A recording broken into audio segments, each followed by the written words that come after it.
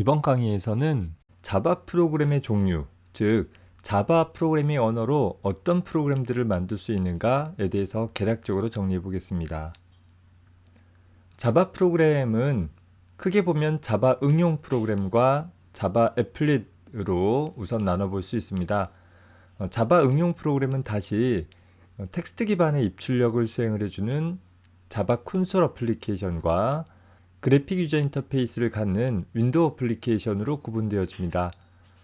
우리는 이번 학기 동안 자바의 기본적인 문법들을 익히기 위해서 중간고사 전에는 콘솔 어플리케이션 위주로 프로그램을 작성을 할 것이고, 중간고사가 지난 이후에는 윈도우 어플리케이션을 통해서 프로그램 예제들을 작성을 할 것이다 라고 앞서서 소개했었죠. 물론 오늘날에도 콘솔 어플리케이션도 윈도우 어플리케이션도 나름의 프로그램 인터페이스로서 유용하게 사용이 되어지고는 있습니다. 다만 일반 개인용 컴퓨터에서 수행되어지는 대부분의 프로그램들은 윈도우 어플리케이션의 인터페이스를 갖고 있음으로써 사용자가 손쉽게 프로그램을 사용할 수 있도록 해주고는 있죠. 다만 윈도우 어플리케이션을 구성하기 위해서는 이벤트 처리라든가 하는 추가적인 기본 개념들을 알고 있어야 되기 때문에 강의 전반부에서는 단순한 자바 문법들을 학습하기 위해서 이전에 C 언어나 C++ 언어를 통해서 그랬던 것처럼 텍스트 기반의, 그러니까 문자열 기반의 입출력을 하는 형태로 프로그램을 작성을 해 나갈 것입니다.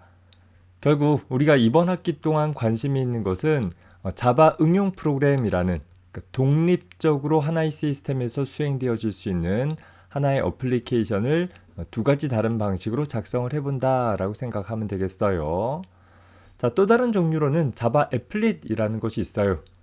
자바 프로그램 초창기서부터 제공되어졌던, 어떻게 보면 자바가 웹 서비스의 초창기에 굉장히 큰 영향력을 발휘했던 부분 중에 하나일 수도 있는데, 자바 애플릿이라는 것은 자바 어플리케이션처럼 독립적으로 수행되어지는 프로그램이 아니라 웹브라우저 상에서 수행되어지는, 즉 웹페이지의 일환으로서 웹서버로부터 클라이언트 요청에 따라 웹브라우저에게 전달되어지고 그 웹브라우저 상에서 수행되어지는 프로그램을 자바 애플릿이라고 표현을 해줘요. 다만 오늘날에는 자바 애플릿을 거의 사용하지 않아요. 전혀 사용하지 않는다라고 표현하는 게 더 맞겠네요. 자바 애플릿이 갖는 여러 가지 특징들이 있지만 이런 부분들이 다른 방식들로 다 대체되어질 수 있고 좀 더 효율적으로 처리되어질 수 있기 때문에, 특히 우리가 자바로 이용해서 웹서버용 프로그램을 작성할 수 있는 방법들도 제공되어지기 때문에 최근 자바 버전에서는 아예 자바 애플릿에 대한 지원을 빼버리기도 했습니다. 사실 그래서 우리는 자바 애플릿에 대한 존재는 전혀 인식할 필요 없을 것이고, 그 다음 살펴볼 수 있는 것이 자바 서블릿이라는 것이 있어요. 자, 이것이 앞서서 얘기한 것처럼 웹서버용 프로그램을 자바로 작성한 프로그램을 가리킵니다.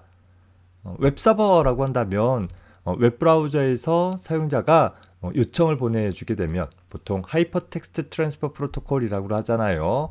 HTTP 요청을 보내주면 그 요청에 따라 어떤 응답을 클라이언트에게 보내줌으로써 하나의 웹 서비스가 운용되어지도록 하는 것인데, 예를 들어서 단순한 지도나 단순한 문서처럼 있는 그대로 전달하는 것이 아니라 게시판 프로그램이나 수강 신청 프로그램과 같이 웹 서버 상에서 실시간적으로 어떤 처리를 수행을 하고 그 처리되어진 결과를 클라이언트에게 보내줄 수 있도록 하는 프로그램이 웹 응용 프로그램이라고 하죠.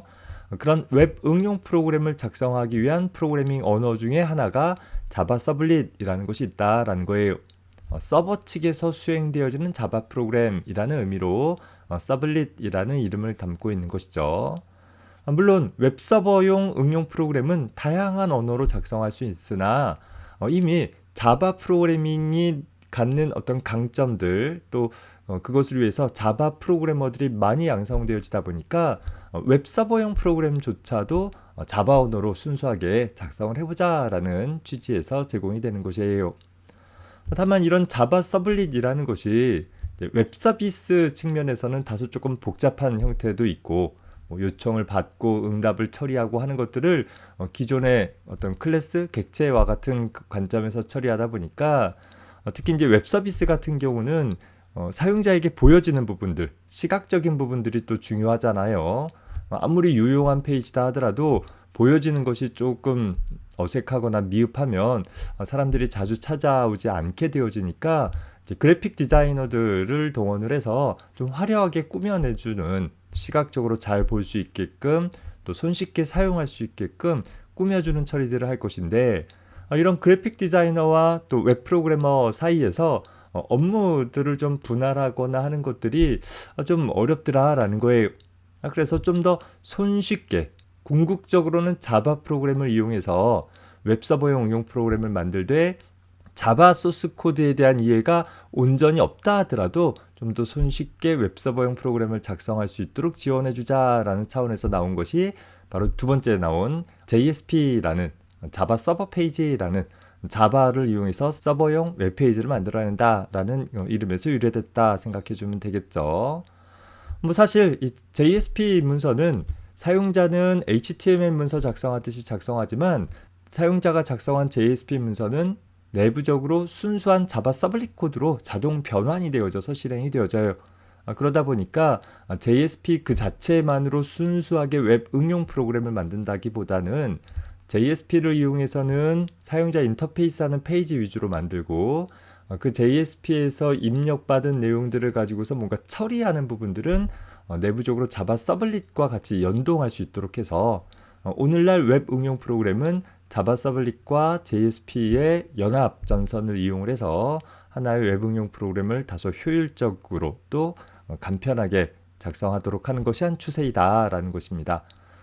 자바 언어를 잘 배워둔다라고 한다면 자바 서블릿뿐만 아니라 JSP 같은 것도 배우는데 훨씬 수월하게 접근을 해볼 수 있을 것입니다. 자, 그리고 또 하나 생각해 볼 수 있는 자바 응용 프로그램 중에 하나는 바로 안드로이드라는, 우리 스마트폰 진영을 보면 크게 iOS 계열과 안드로이드 진영으로 나뉘죠. 우리에게 널리 알려져 있는 이 안드로이드용 시스템에서 동작하는 응용 프로그램을 역시 자바 프로그래밍 언어로 작성을 한다라는 거예요. 사실 자바 서블릿처럼 자바에서 공식적으로 지원했다라기보다는 이 안드로이드라는 시스템을 만드는 측에서 그 당시 좀 효율적으로 사용할 수도 있고 또 비용을 들이지 않고 사용을 할 수 있도록 했던 자바라는 언어를 어플리케이션을 작성할 수 있는 주된 언어로 채택해서 오늘날까지 사용을 하고 있습니다. 다만 기존에 작성을 했던 자바 어플리케이션이나 혹은 자바 서블릿과는 굉장히 다른 구조들을 갖고 있어요. 안드로이드용 API 자체가 기존 자바에서 제공하고 있는 API를 이용할 수 있지만 그 자체로 하나의 안드로이드 시스템들을 구성을 하기 위한 추가의 클래스 라이브러리들을 이용을 해줘야 되기 때문에 자바 문법을 사용을 하지만 사용하는 클래스들은 좀 많이 다르게 사용이 되어질 것입니다. 더불어서 안드로이드라는 환경은 우리 데스크탑 컴퓨터처럼 충분한 메모리 또 파워풀한 CPU를 보장받을 수 없기 때문에 효율성 문제로 기존의 자바 바이트 코드를 그대로 수행할 수 없고 자체적으로 안드로이드 환경에서 수행할 수 있는 바이트 코드로 다시 한번 좀 변환하는 과정들을 거치게 되어져요. 이마저도 최근에는 조금 구조가 좀 바뀌어가고 있긴 합니다. 현재 수준에서 여러분들이 기억할 것은 안드로이드도 자바 언어를 통해서 프로그래밍 한다. 하지만 기존에 우리가 이번 학기 동안 배울 자바 프로그램이 안드로이드 시스템에서 그대로 동작하는 건 아니다라는 거예요. 그래서 여러분들이 3학년 정도 학년이 올라가면 안드로이드 프로그래밍에 대해서 별도로 또 다루게 될 것입니다. 이 페이지에 있는 내용들은 아마 여러분들이 졸업하기 전에 한 번씩 배울 수 있는 기회들이 학과 커리큘럼 상에서 제공이 되어질 것입니다. 이 중에 어떤 걸 배울까 말까를 결정하기보다는 최근에 웹 프로그래밍과 모바일 프로그래밍이라는 양대 산맥 중에서 굉장히 중요하게 다뤄지는 부분이니만큼 선택 과목을 정할 때 잘 결정을 해가지고서 익혀나갈 수 있기 바라고, 그러기 위해서 이 과목들을 적절하게 수강하기 위해서 이번 학기에 진행되어지는 자바라는 이 과목을 좀 잘 이해해 둘 필요가 있다라는 점 꼭 명심해 두기 바랍니다. 자, 이상으로 자바 언어로 어떤 프로그램들을 만들 수 있는가에 대해서 개략적으로 살펴봤습니다. 다음 강의에서는 이런 자바 프로그램이 갖는 기본적인 특징을 개괄적으로 정리해 보도록 하겠습니다. 수고했습니다.